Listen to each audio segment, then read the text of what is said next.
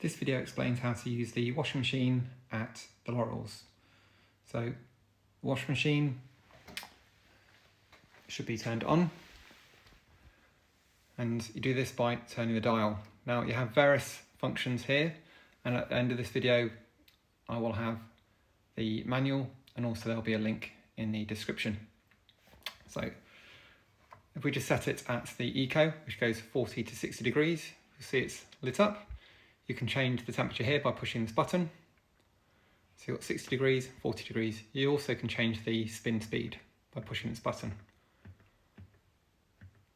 So you can select what you'd like, and then to start the machine you just push start. So to open up the machine you just pull on this, it'll open up. We provide washing tablets, and they are just there, so you put one of those in and you just put it directly into the machine. So you put it in there, and then ensure that the door is firmly shut. Clicked. Ensure you've selected the right setting, and then you push the start button, and then that will start the cycle.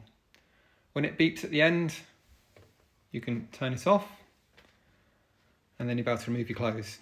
If you find for some reason this doesn't come on here, then the plug is located underneath the sink, and it is the left side plug, this side.